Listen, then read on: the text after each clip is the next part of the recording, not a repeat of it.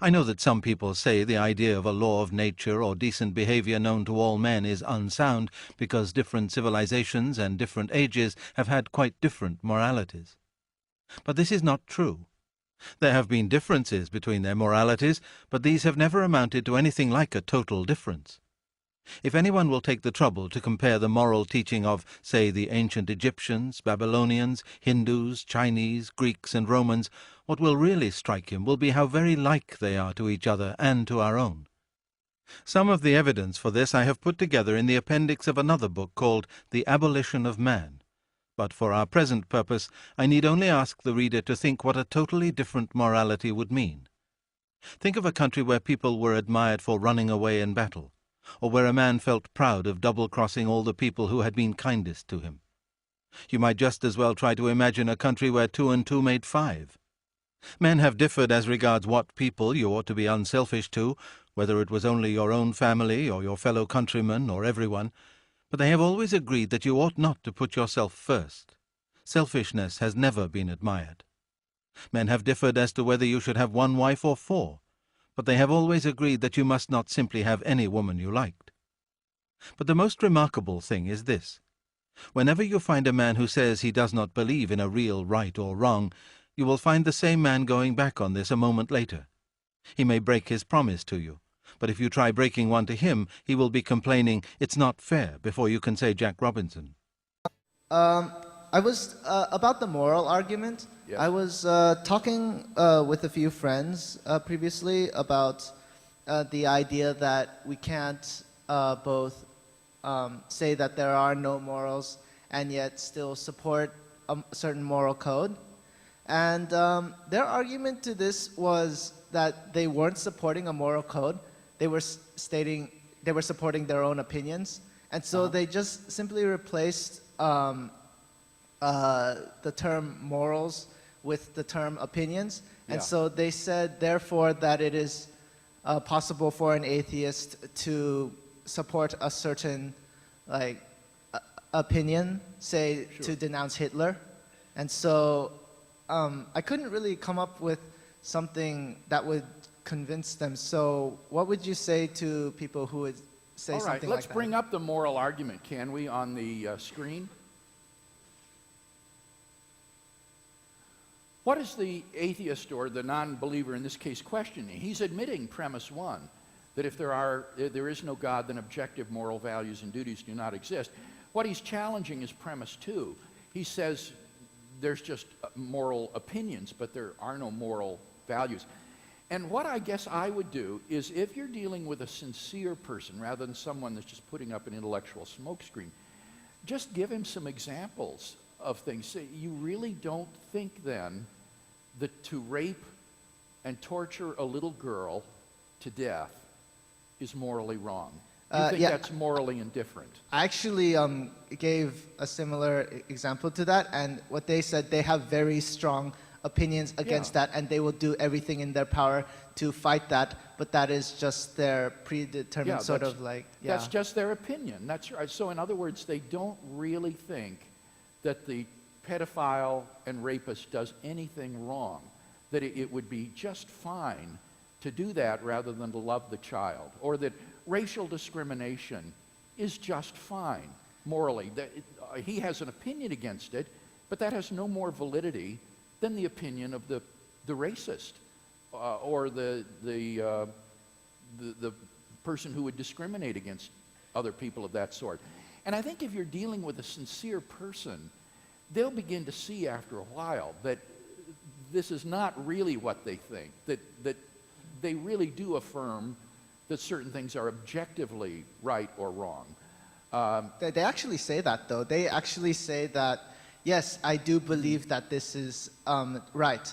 However, this is just my belief. And so it's kind of their own dichotomy that they're saying this. Yeah, So how do you I respond? appreciate that. I guess what you might do then is ask them, well, why do you deny then our moral experience? We in moral experience, we apprehend the intrinsic worth of other human beings, and that it would be wrong to torture and abuse another person for fun's sake. Why do you deny that? And then let him give some reason for skepticism about that. And I think what you'll find is that there just aren't any good reasons for moral skepticism of that sort. Any argument that you can run for being skeptical about moral values, you could run a parallel argument for being skeptical about the reality of physical objects in the world. In the same way that we trust our sensory intuitions with respect to the reality of physical objects about us, we can trust our moral intuitions that there are certain moral values that objectively exist and duties that we objectively have. So that if he's going to be skeptical about these moral entities or realities, he ought to also be subjectively or skeptical about the reality of the physical world around him, which is, I think, just to push somebody into an untenable sort of skepticism. So would his argument that society brought us up to believe in these morals be untenable because everybody does have this well, no, it's not an appeal to universal opinion.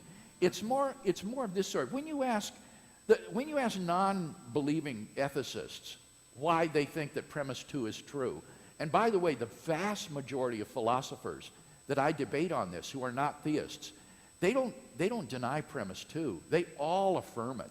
Why? Why is it that these unbelievers affirm the reality of objective moral values and duties? Well, Louise Antony, a philosopher at the University of Massachusetts in Amherst, put it very nicely. She put it this way. She said, any argument for moral skepticism will be based upon premises that are less obviously true than the reality of moral values and duties themselves. And I think that's absolutely right. Any argument that the skeptic might give you to show that moral values and duties don't exist will be based on premises which are less obviously true than the reality of moral values and duties themselves. And therefore, you shouldn't believe those premises. You should instead believe what your moral experience tells you, that it's wrong to racially discriminate or to torture a little child to death. Because any argument for thinking that's all right is going to be based on premises that are less obviously true than those moral truths themselves. Here's an issue that comes up frequently in discussions about atheism and morality. Since I have argued aggressively against relativism in morality and that the evidence of objective moral truths is evidence for God, there are some atheists who want to argue, obviously there is no God, but there can be objective morality. And so the question is, can atheists do that? Can there be objective morality without God? Here I'm going to make a distinction that's very important in this discussion, because there are two statements that kind of get confused here. One of them is the statement that I just made. Can atheists have morality or be good without God?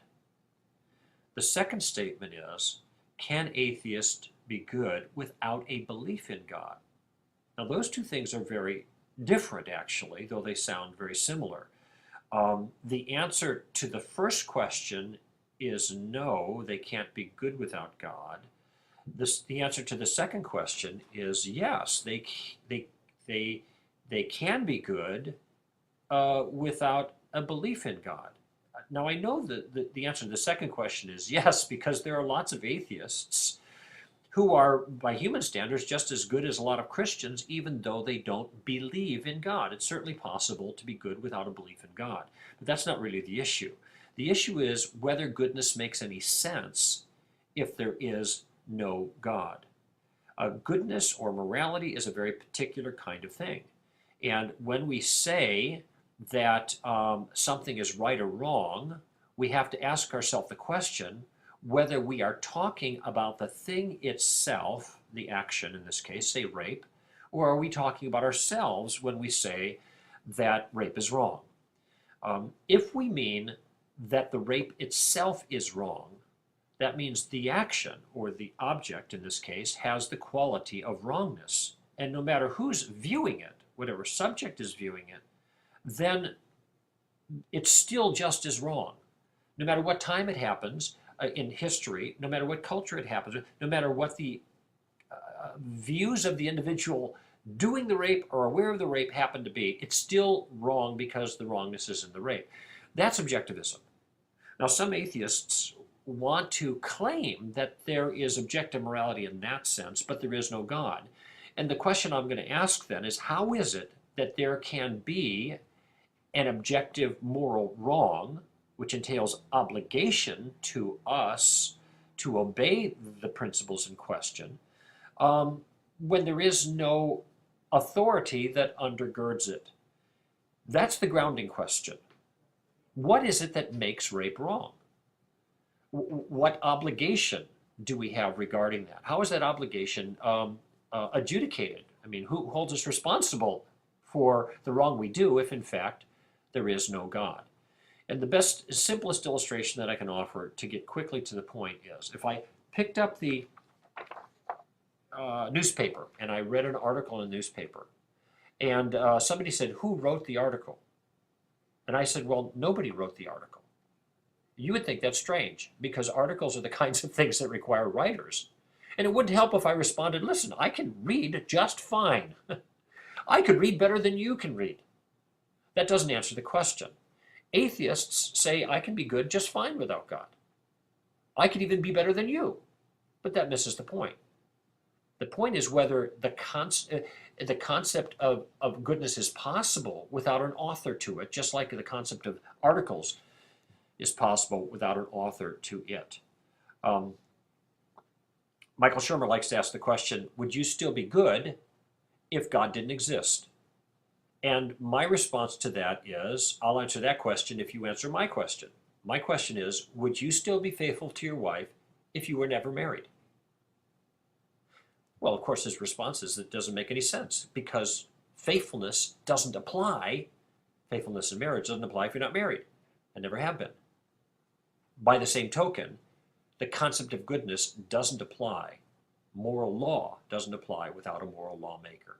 So an atheist can be good without a belief in God. They can deny God and still act in a way that is moral, humanly speaking.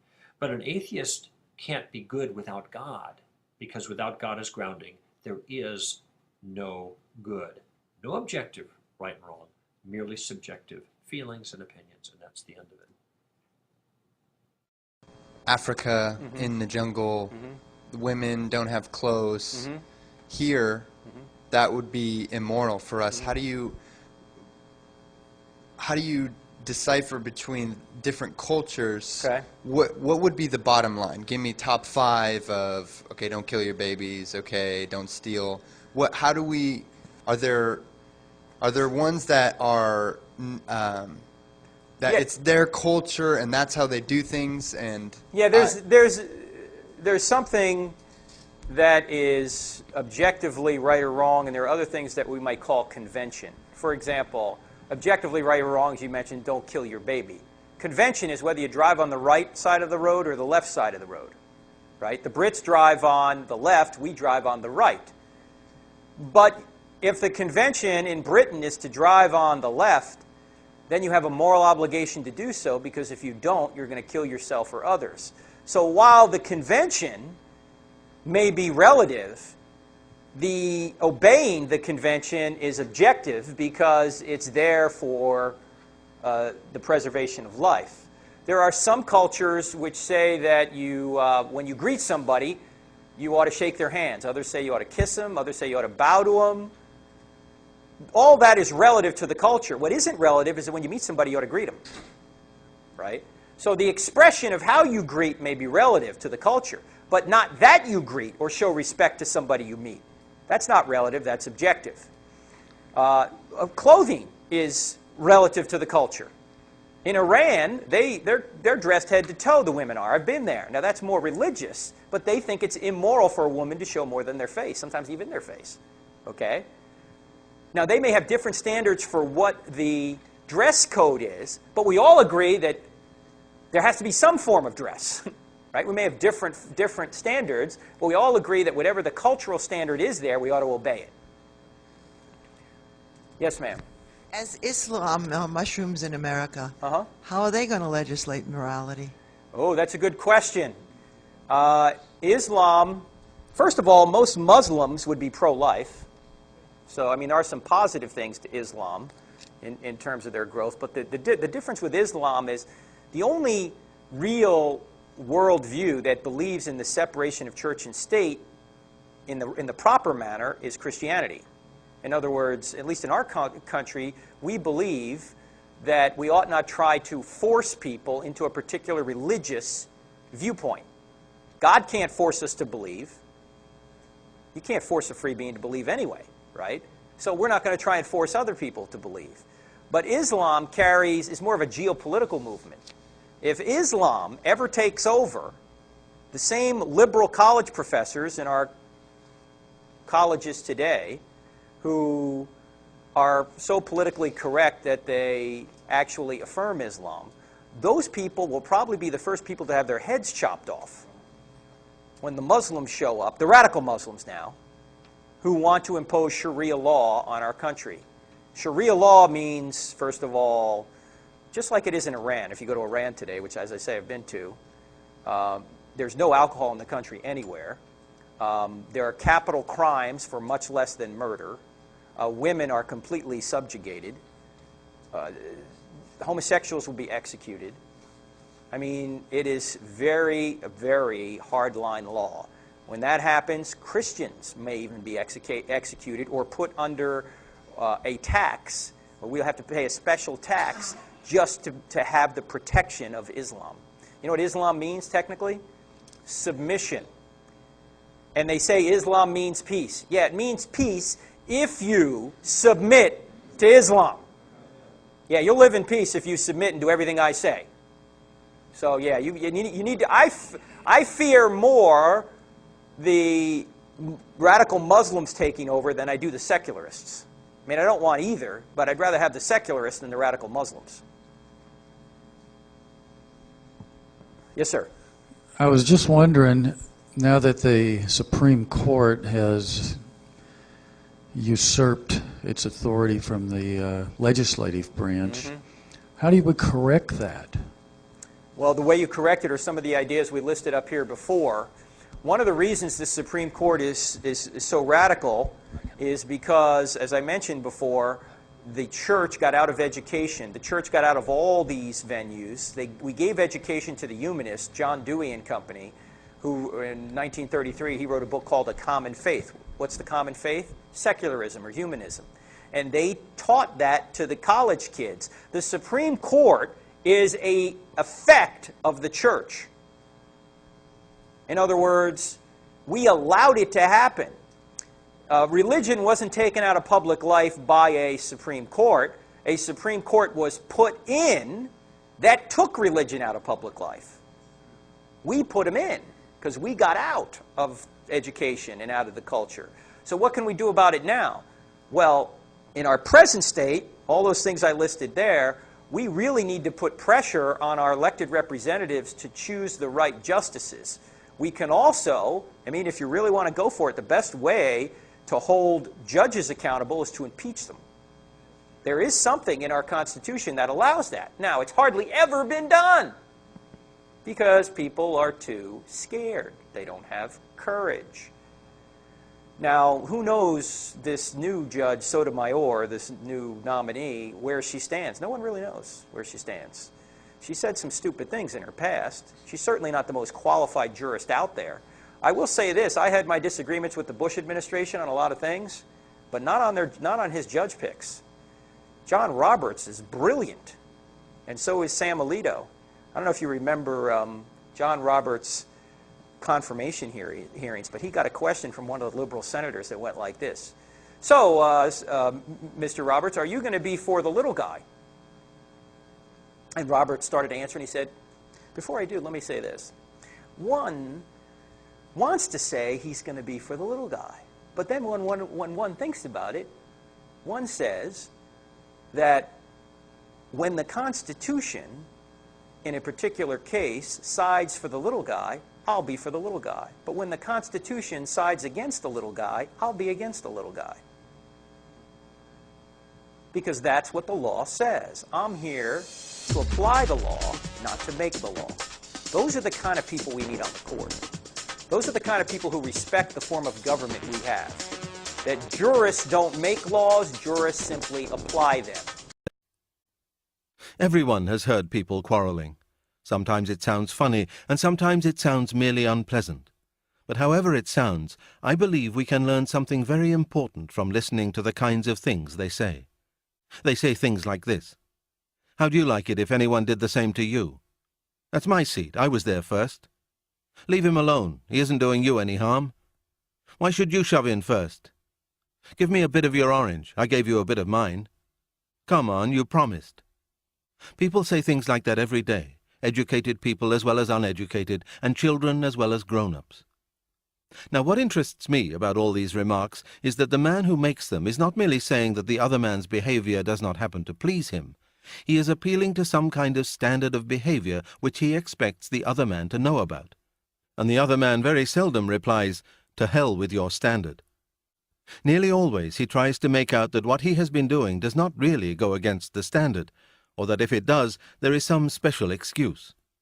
He pretends there is some special reason in this particular case why the person who took the seat first should not keep it, or that things were quite different when he was given the bit of orange, or that something has turned up which lets him off keeping his promise.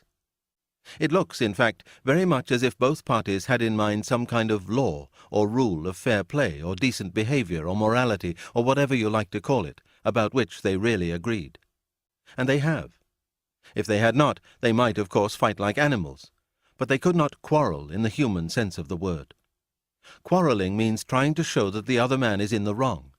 And there would be no sense in trying to do that unless you and he had some sort of agreement as to what right and wrong are. Just as there would be no sense in saying that a footballer had committed a foul unless there was some agreement about the rules of football. Now, this law, or rule about right and wrong, used to be called the law of nature. Nowadays, when we talk of the laws of nature, we usually mean things like gravitation, or heredity, or the laws of chemistry. But when the older thinkers called the law of right and wrong the law of nature, they really meant the law of human nature. The idea was that, just as all bodies are governed by the law of gravitation and organisms by biological laws, so the creature called man also had his law, with this great difference, that a body could not choose whether it obeyed the law of gravitation or not, but a man could choose either to obey the law of human nature or to disobey it. We may put this in another way. Each man is at every moment subjected to several different sets of laws, but there is only one of these which he is free to disobey. As a body, he is subjected to gravitation and cannot disobey it.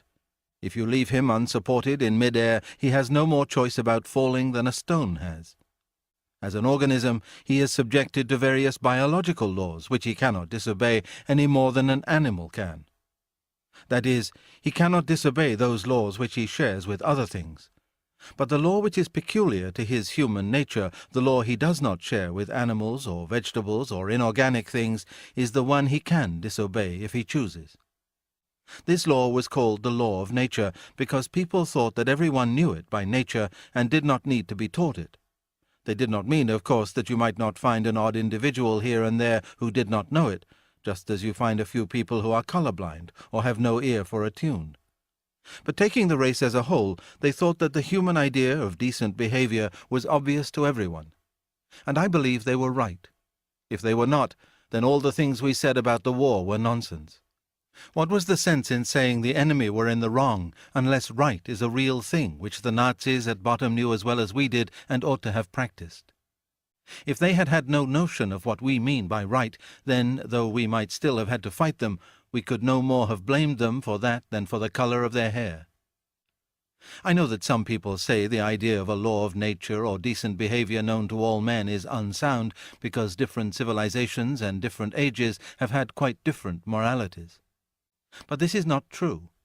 There have been differences between their moralities, but these have never amounted to anything like a total difference. If anyone will take the trouble to compare the moral teaching of, say, the ancient Egyptians, Babylonians, Hindus, Chinese, Greeks, and Romans, what will really strike him will be how very like they are to each other and to our own. Some of the evidence for this I have put together in the appendix of another book called The Abolition of Man. But for our present purpose, I need only ask the reader to think what a totally different morality would mean. Think of a country where people were admired for running away in battle, or where a man felt proud of double-crossing all the people who had been kindest to him. You might just as well try to imagine a country where 2 and 2 made 5. Men have differed as regards what people you ought to be unselfish to, whether it was only your own family or your fellow countrymen or everyone, but they have always agreed that you ought not to put yourself first. Selfishness has never been admired. Men have differed as to whether you should have 1 wife or 4, but they have always agreed that you must not simply have any woman you liked. But the most remarkable thing is this. Whenever you find a man who says he does not believe in a real right or wrong, you will find the same man going back on this a moment later. He may break his promise to you, but if you try breaking one to him, he will be complaining, "It's not fair," before you can say Jack Robinson. A nation may say treaties do not matter, but then next minute they spoil their case by saying that the particular treaty they want to break was an unfair one. But if treaties do not matter, and if there is no such thing as right and wrong, in other words, if there is no law of nature, what is the difference between a fair treaty and an unfair one? Have they not let the cat out of the bag and shown that, whatever they say, they really know the law of nature just like anyone else? It seems, then, we are forced to believe in a real right and wrong.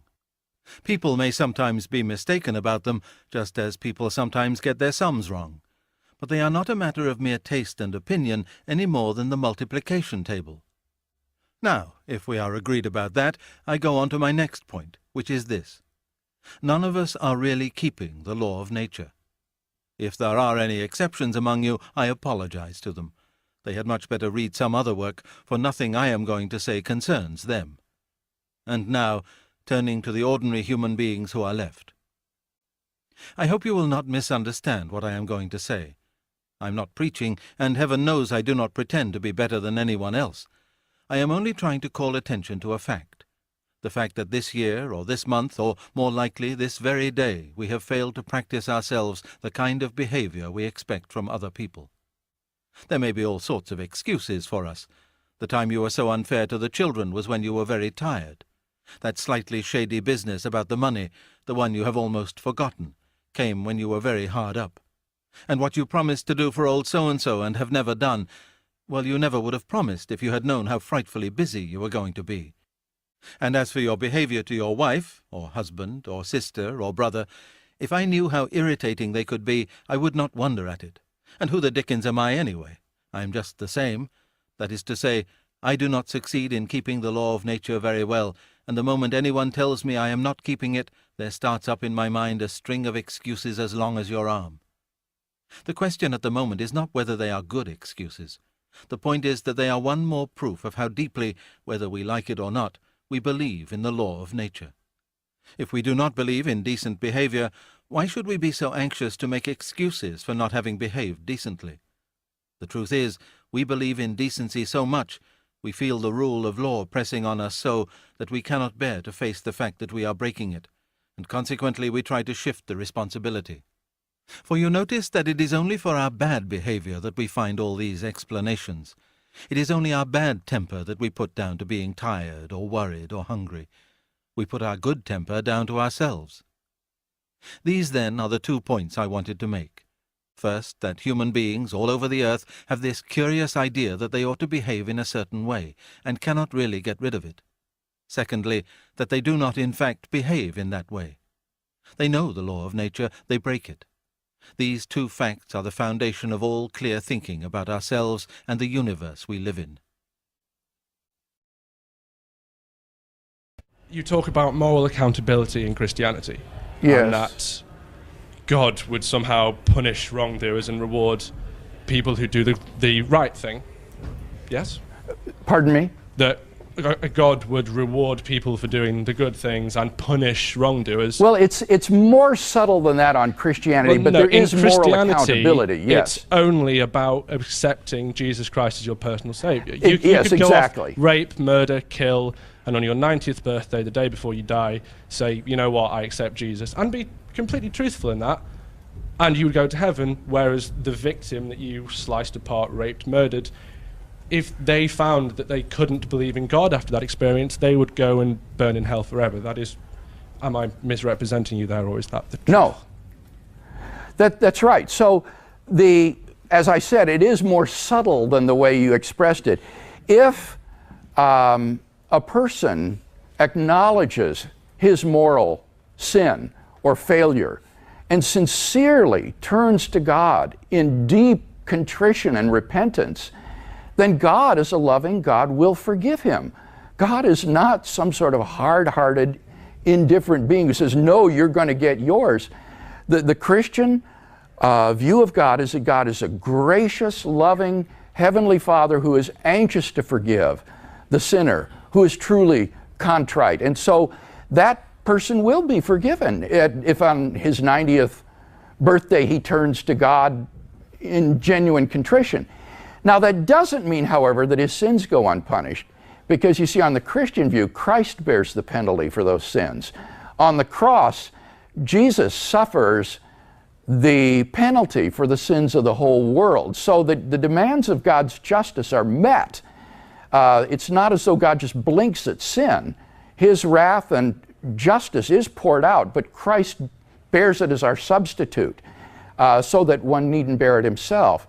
So, yes, I willingly accept that and think it one of the wonderful things about Christian faith, that God forgives sinners no matter how miserable they are, as long as they repent and turn to Him.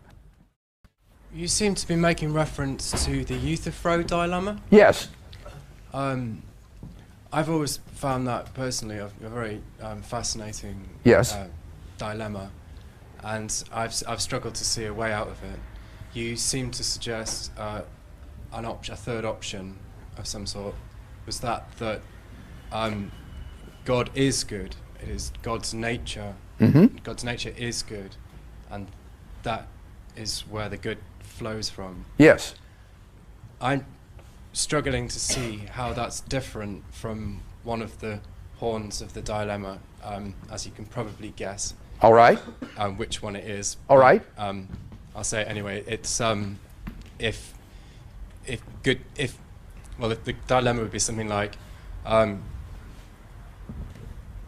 goodness, God does good. Goodness is what God wills. Right. Or God does good because He has some sort of access to a higher standard. Those are the two horns of the traditional dilemma. To read from, yeah. So I can't see the difference between the former of those and your situation. All right, let me speak to that. The question, to repeat again, concerns the so-called Euthyphro dilemma, which I discussed briefly this evening, but without mentioning the name. It comes from a dialogue by Plato called Euthyphro, where a character in the dialogue is asked by Socrates, is something good because the gods will it, or do the gods will something because it is good? And this is supposed to be a dilemma for anyone who wants to base morality or objective moral values and duties in God. And what I want to suggest is that this is a false dilemma. The two alternatives are that something is good just because God wills it. God arbitrarily wills whatever He does, and that's the good, which seems to make the good arbitrary, doesn't it? The other view is that no, there's a good existing independently of God, and God wills in accordance with the good, so that He follows what the good dictates. Now, when you think about it, this isn't a true dilemma, because those aren't contradictories. They don't have the form P or not P. They're not mutually exclusive. There's a third alternative, and that is that God wills something because He is the good. That is to say, His will follows or flows out of as an expression of His own nature, and therefore it's not arbitrary because it reflects the essential nature or properties of God. But neither is the good something independently of God, existing independently of God, to which God is subservient. Rather, God is Himself the good. He is the paradigm of goodness.